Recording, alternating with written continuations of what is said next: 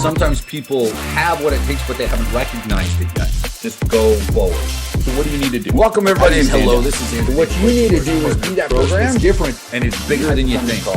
Rise from the ashes and fly like the phoenix that you are. All sorts of different topics. What I wanted to kind of go over today, I was looking at, now we've had a number of different calls on health and brain health. And then I had someone recently that said that they had seen one of those and they asked why I talk about that when really what we're doing here is funnels and marketing. And we could be talking about headlines and content and, search engine optimization. And do I need this website or should I do this? Or what kind of blog post should I put up and all sorts of other stuff.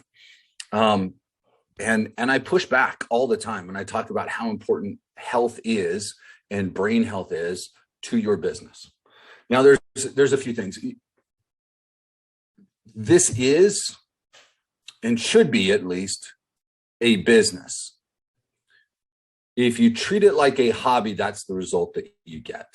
If you play at it, then that's kind of the result that you can expect, right? If we don't take it seriously. The opportunity that's there. Now, in order to be our most effective, you don't necessarily have to take things seriously. I don't mean it like that, but you have to understand the importance of those elements. Now, if you're not interested in health and longevity, then you're kind of looking at life through the wrong lens, in my mind.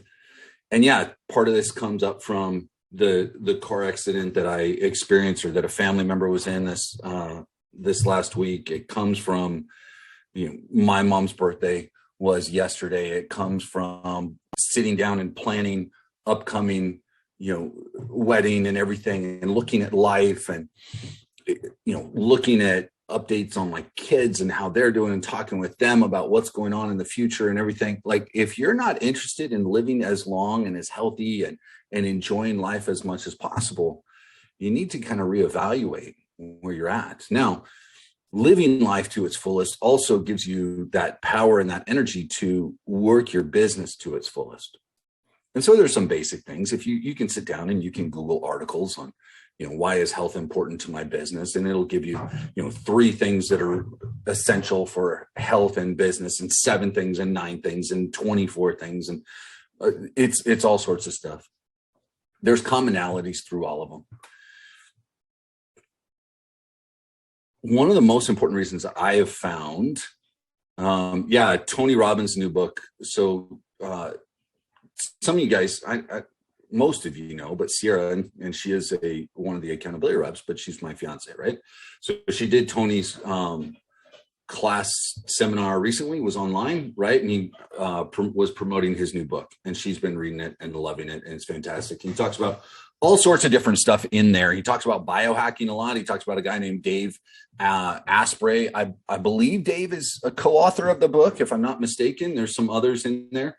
I follow Dave on Instagram, and he was talking yesterday about modafinil, a prescription drug that's kind of the basis of, if you guys remember the movie from a few years back with Bradley Cooper, Limitless. It was kind of that drug where he kind of turned into a human supercomputer and, his brain was working at full capacity. That's kind of what it was based off of. Anyway, when you live up to your capacity, when health is an important part of your life, business becomes easier because it's easier to deal with stress. You sleep better. Your brain functions at a higher level. Cognitive function becomes something that actually works as opposed to an obstacle, right? A lot of us don't deal with our health in the right way, and it increases the stress that we have. So, and what I mean is the friction that we have. And so our velocity in moving forward is slowed down. This is a real simple, I'm just on one of these ADHD things myself today. So a real way to kind of look at speed and velocity, right? When you have 2 surfaces rubbing against each other, that's where that friction is created, right? Now, how many of you guys have ever ridden a mountain bike, or maybe even been on the beach and ridden one of those fat tire bikes? How many of you guys have ever ridden a mountain bike? Okay, a couple of you. Catalina, you own one? Do you own one of the big fat tire ones? So those are hard on the beach. I mean, they keep you up so you're not sinking into the beach, but it's harder to pedal because there's so much tire surface, right? Now, those mountain bikes are great in the mountains because it gives you that extra little grip, right? But when you're on the street, it's a little harder to pedal. Now, how many of you guys have seen that versus a road bike, like the kind that they use in Ironman, the kind that they use in the Tour de France, right? It's kind of a big difference. You got the one that's about that wide, and you got the one that's like this, right? Now, why the difference between the two? Because the one that's like this, now they're assuming that their track, they're not going to have as many obstacles and potholes and things. But with that small tire, there's less surface area actually touching the ground. There's just enough that they can create more velocity, right? There's less friction. Right? Does that make sense for everybody?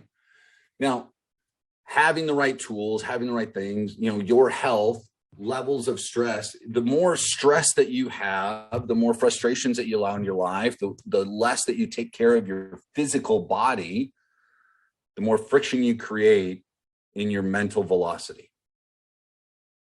Right? So we want to become razor sharp in that sense. We want to refine ourselves to be able to do this better. So Michael pops in right as I'm talking about tires. There you go. So here's a couple of things. I've shared these before, and I shared them in slides talking about brain health, but it applies to pretty much everything, right? So these are elements that will help you with your overall brain health, but they help us overall with our health, because if I take care of my physical body, my brain can work better. Okay. So a couple of things here. Number one is understanding your sleep, your circadian rhythm. If that's the correct term, I believe this is the schedule that you set up. If you do not sleep well, your emotions are heightened, you get more irritable, you get angry, and there's more anxiety. It screws with your immune system. You're more likely to get sick. It messes up your appetite. So I used this example yesterday when I was doing the work with restoration and after Hurricane Katrina, and we were working 20, 22-hour days. I couldn't eat enough. Your appetite stimulating hormones are through the roof. Now, during that time, I was working the whole time, so I wasn't putting on weight. But if you screw up your sleep schedule, it's going to cause you to eat more. It messes up your judgment. Your reaction time is slower. Actual accidents can occur. All sorts of problems. When you sleep well, on the other hand, those problems are lessened. It's easier to control what you're taking in. Your immune system is boosted. You think more clearly. You don't react as negatively to people or situations. Your emotions are in check.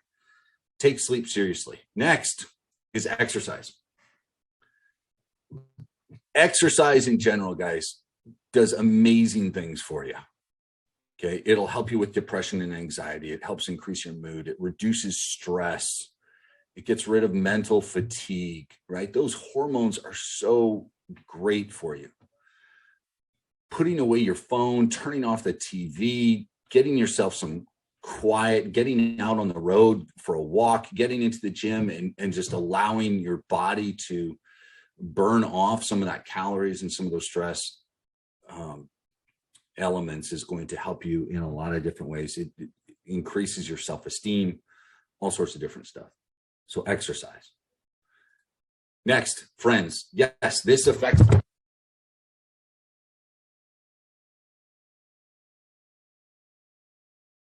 Sorry, I'm talking. I got my microphone off. So yes, friends will affect your health. It'll affect your mental health. It'll affect your immune system. It affects it increases tolerance for pain. I don't know why that's relevant. I don't know how they decided to, test that out. Like get a bunch of friends in the room and just start poking them and see if they can last longer than when they're on their own.